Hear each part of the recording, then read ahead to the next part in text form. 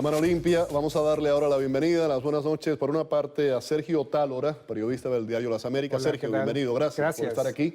Y también Cristian Mancera, director de la tribunacolus.com, periodista, abogado, gracias por estar aquí en el programa. Y el tema que vamos a hablar con ellos es Colombia, posiblemente vamos a informarles, pero son dos puntos de vista, dos ángulos diferentes los que tienen ellos sobre el tema de la paz en Colombia. Según Santos, la FARC tiene que firmar fecha para que dejen las armas y de hecho no se cumplió esa fecha. La fecha del 15 de marzo no se cumplió. ¿Por qué? ¿Qué pasó? Bueno, según Santos no se podía firmar ese acuerdo porque la guerrilla no quería desmovilizarse y mientras no hubiera una firma, o sea, la firma del acuerdo para ellos no era automáticamente significar entregar las armas o los terrenos de desmovilización, es decir, las zonas donde se iban a desmovilizar, tampoco significaba para la guerrilla un espacio en el que, que fuera totalmente lejos de la posibilidad de tener acceso a acciones políticas, por ejemplo. Es decir, lo que Santos está planteando es que él no iba a firmar un acuerdo mientras no estuviera totalmente aclarado qué buscaba la guerrilla, en qué circunstancias dejar las armas. ¿Qué tiempo de negociación llevan ya?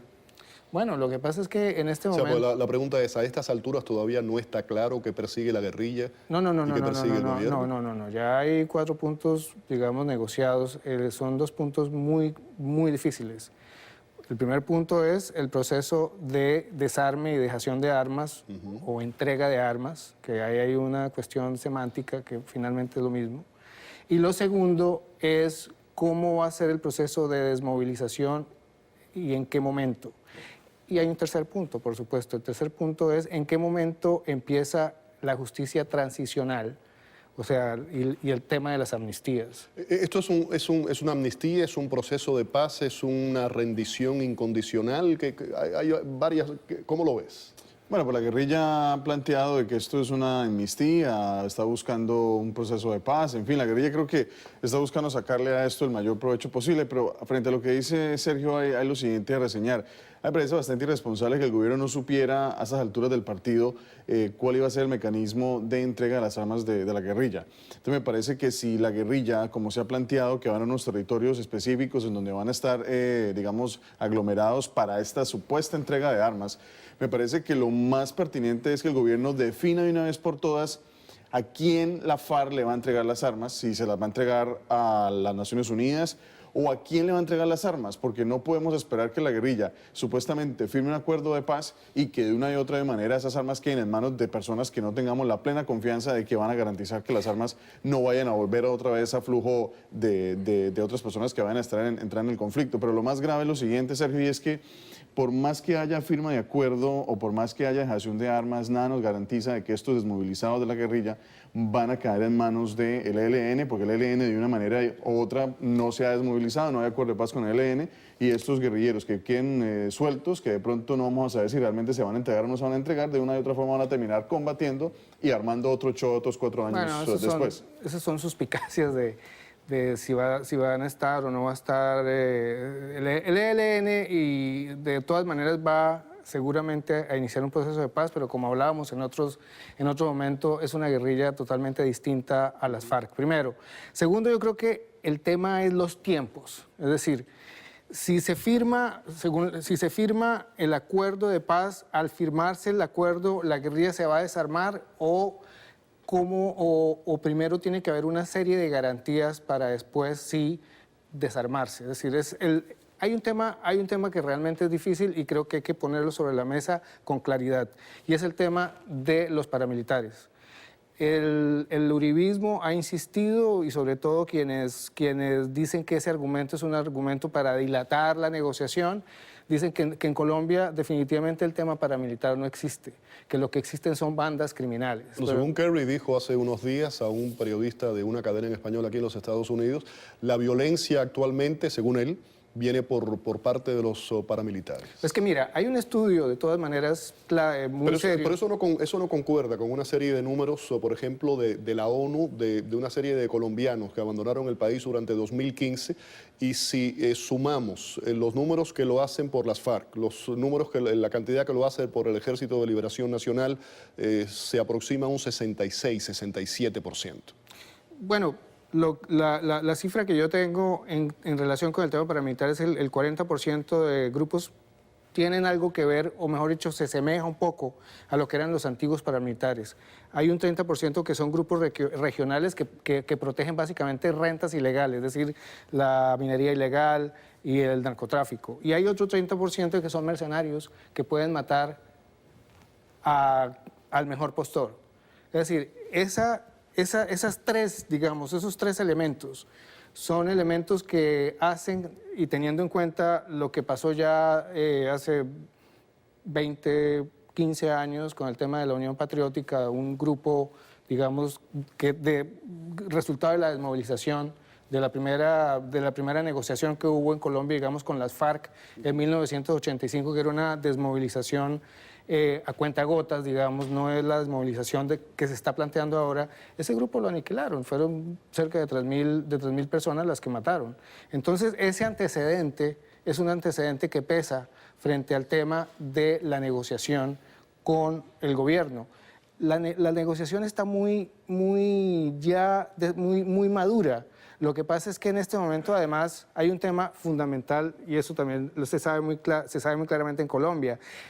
Santos en este momento tiene un nivel de favorabilidad o de voto positivo del 13%. El voto negativo, o digamos la percepción negativa que tiene Santos es muy alta. Y es que ha habido una confluencia de elementos muy grandes. ¿Y tiene que ver eso en parte con la imagen del presidente Santos en relación al tema del proceso de paz? Tiene una posición muy grande frente al proceso de paz. Hay unos sectores muy poderosos que están detrás de esa oposición. Tiene el tema de la economía, tiene el tema de la posibilidad de que haya un segundo apagón, un segundo gran apagón en Colombia, como lo hubo hace 25 años, que eso indudablemente impacta la economía, impacta la vida cotidiana muy grande. Estamos de acuerdo, pero hay algo que me parece importante reseñar. Yo no creo, estoy totalmente de acuerdo contigo en lo siguiente, que o sea, venir con el cuento del tema paramilitar me parece que es tal vez, o sea, como el refuerzo, la justificación para aquellos que protegen o están de acuerdo con ese tema de que la FARC gane todo sin dar absolutamente nada a cambio. Me parece un poco...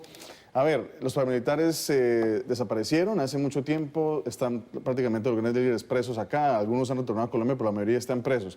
La pregunta que surge es la siguiente: tú te preocupas por el tema de que la guerrilla se rinde, después sea aniquilada, pero la pregunta es, o sea, ¿qué pasa con las víctimas que de una y otra manera han sufrido en carne propia, sea el secuestro, la extorsión, los asesinatos, las desapariciones forzadas? Y me pareció algo bastante fuerte, Félix, en estos días leyendo un artículo que habla... Sobre lo que estás diciendo puedo agregar un par de cosas y los quiero escuchar a ustedes. No van a enfrentar cárcel. Las ganancias generadas en el pasado por los secuestros, el narcotráfico, la extorsión, ¿va a haber algún tipo de compensación hacia esas víctimas? Ese familiar que perdió a alguien, que se le secuestró a un familiar, que fueron víctimas de esa guerrilla. Estamos hablando de una narcoguerrilla responsable, y ustedes me pueden corregir si estoy equivocado, por la muerte de más de 220.000 colombianos, ¿correcto? Exactamente. Secuestros, muerte, narcotráfico. ¿Qué cifra es esa? 220.000, es un número que encontré. Pero eso es de la cifra general de lo que ha habido de la violencia en Colombia durante... O sea, por la guerrilla. Por la guerrilla. Por la guerrilla. Por la guerrilla. 265.000, exactamente. Bueno, mayor que la cifra que yo tenía. ¿Se debe ese grupo integrar a la fuerza política? Ellos, por ejemplo, han dicho recientemente que es una fuerza política empeñada en la expansión de la democracia y el progreso social de Colombia. ¿Hay algo aquí contraproducente? Pues es irónico, hombre. Yo no sé qué expansión de la democracia puede tener un grupo que se ha empeñado en los últimos 50 años en acabar y masacrar a la gente del pueblo en Colombia. Yo no estoy de acuerdo. El proceso de paz, estamos de acuerdo, está en su fase final. Pero firmemos un acuerdo que sea serio.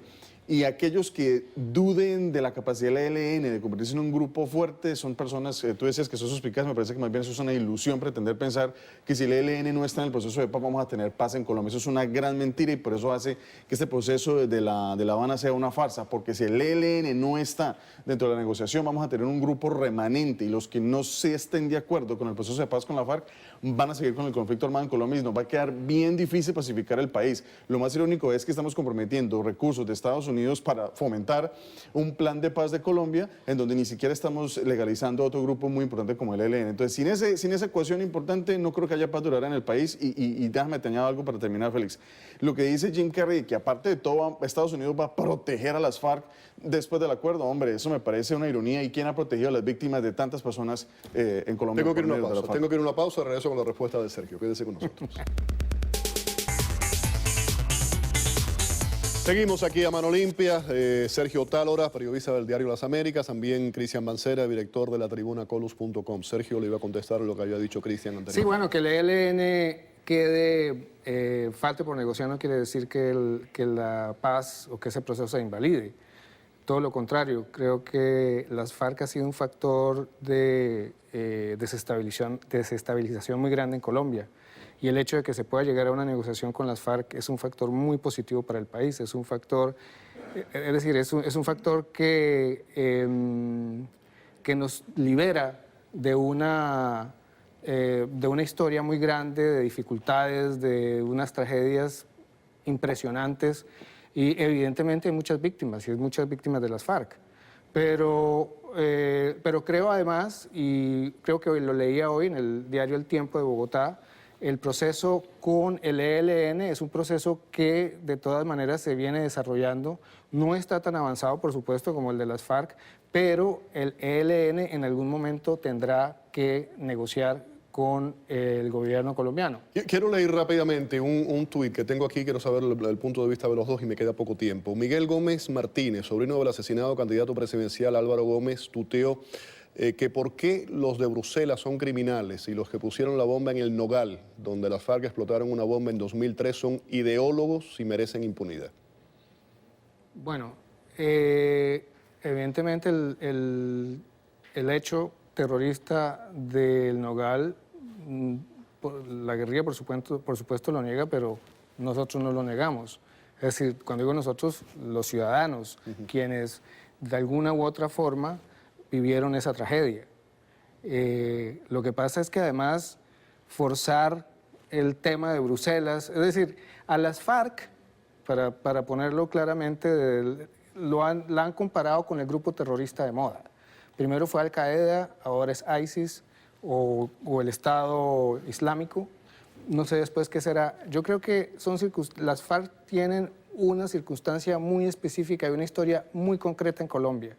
Y realmente en este momento, como nunca antes en la historia del país, se está llegando a una negociación concreta con ellos. A ver, Cristian, no sé si quieres referirte a la pregunta que hacía sobre el Nogal y ya para redondear y finalizar. Pues todos son terroristas, Félix, eso no cabe la menor duda. Personas que matan de manera miserable y cobarde. Él preguntaba por qué unos son ideólogos y merecen impunidad y otros no. Bueno, porque nos han metido el cuento que la FARC lucha por un poder, digamos, político, por acceder a la participación democrática, y eso es totalmente falso. O sea, la FARC todavía ha luchado es por oprimir y masacrar al pueblo colombiano y no tienen ninguna diferencia, o sea, creo que son igualitos, discrepo totalmente. ISIS también lucha por un ideal, tiene un ideal político, un ideal social, lo mismo lo hace la FARC. La única diferencia es que estos, como están amparados con el tema de Cuba y Fidel Castro, el socialismo del siglo XXI, entonces son, no sé, personas pues de la caridad. Pero yo pienso que la FARC es un grupo terrorista y mientras exista impunidad y mientras ninguno de esos héroes guerrilleros termine en la cárcel y le mientan al país diciendo que no son terroristas y que no son narcotraficantes y que mucho menos tienen con qué reparar a las víctimas, el país entero va a estar en contra de este acuerdo y van a haber consecuencias nefastas hacia el futuro si este proceso de paz tampoco incluye el ELN y si no logramos que acaben con la manera miserable que acaban con el pueblo colombiano. Sergio, me están dando otros 30 segundos extras, un minuto extra. Te escucho a ti, escucho acá a Cristian. Es muy fácil defender la guerra y hablar toda una cantidad de lugares comunes frente al tema de la guerra en Colombia y las FARC. O sea, decir que bandoleros, bandidos, terroristas, asaltacaminos, es decir, una cantidad de adjetivos, no resuelve el tema de fondo. El tema, por ejemplo, de las minas antipersonales. Es que todo eso está en las negociaciones.